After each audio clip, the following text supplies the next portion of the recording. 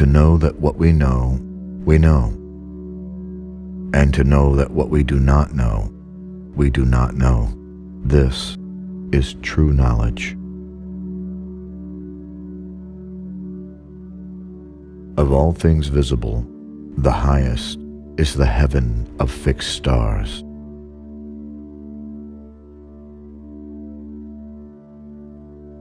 Finally, we shall place the sun himself at the center of the universe.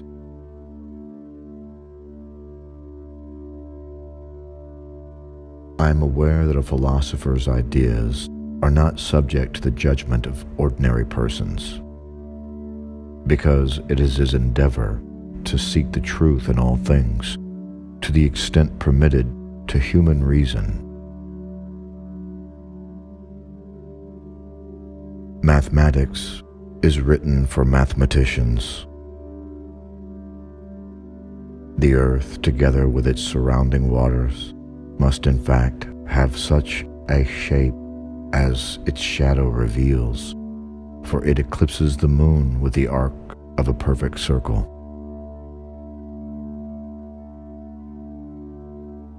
For I am not so enamored of my own opinions that I disregard what others may think of them.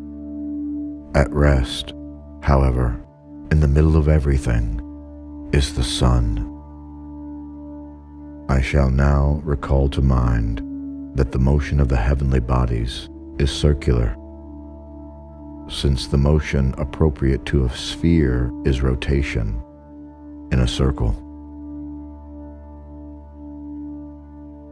For it is the duty of an astronomer to compose the history of the celestial motions through careful and expert study. Those things which I am saying now may be obscure, yet they will be made clearer in their proper place. We regard it as a certainty that the earth, enclosed between two poles, is bounded by a spherical surface. So far as hypotheses are concerned, let not one expect anything certain from astronomy which cannot furnish it, lest he accept as the truth ideas conceived for another purpose, and depart from this study a greater fool than when he entered it.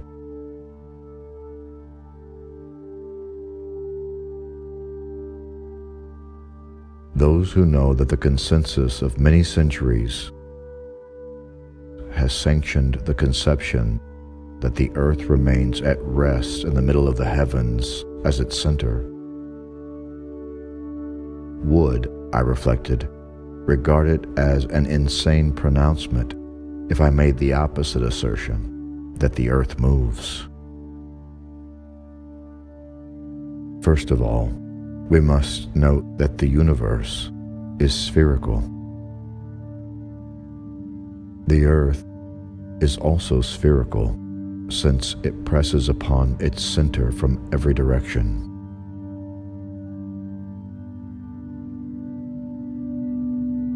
In so many and such important ways, then, do the planets bear witness to the earth's mobility.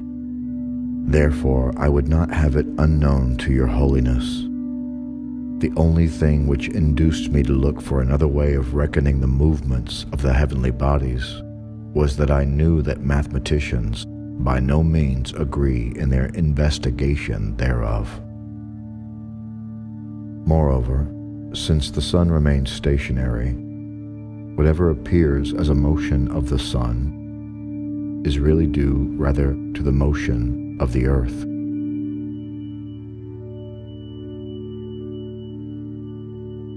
Therefore, when I considered this carefully, the contempt which I had to fear because of the novelty and apparent absurdity of my view nearly induced me to abandon utterly the work I had begun. So, influenced by these advisors and this hope, I have at length allowed my friends to publish the work as they had long besought me to do.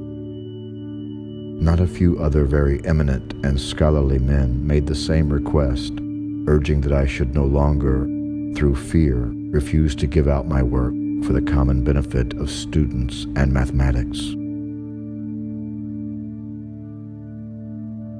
The massive bulk of the Earth does indeed shrink to insignificance in comparison with the size of the heavens.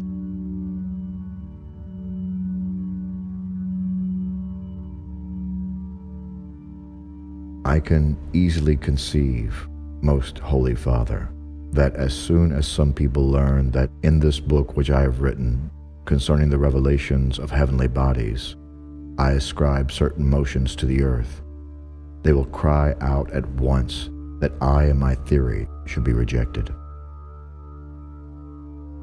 Yet, if anyone believes that the earth rotates, surely he will hold that this motion is natural, not violent, pouring forth its seas everywhere. Then the ocean envelops the earth and fills its deeper chasms. More stars in the north are seen not to set, while in the south certain stars are no longer seen to rise.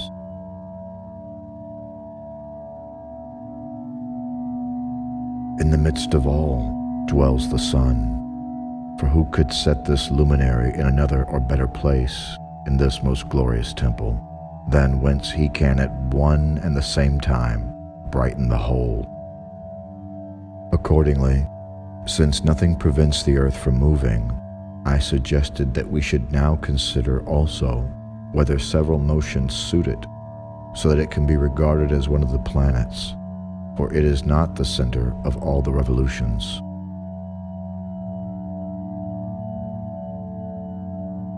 Although all the good arts serve to draw man's mind away from voices and lead it towards better things,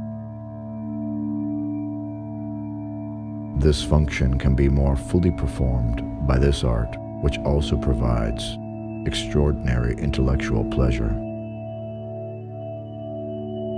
Therefore, having obtained the opportunity from these sources, I too began to consider the mobility of the earth. For a traveler going from any place towards the north, that pole of the daily rotation gradually climbs higher, while the opposite pole drops down an equal amount.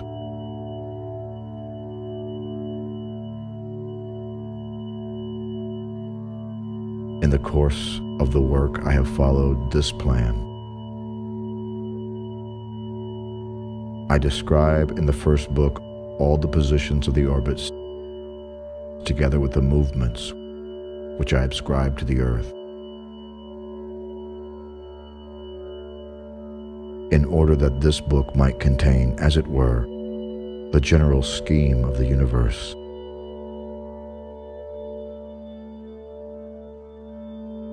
To know that what we know, and to know that what we do not know, we do not know. This is true knowledge.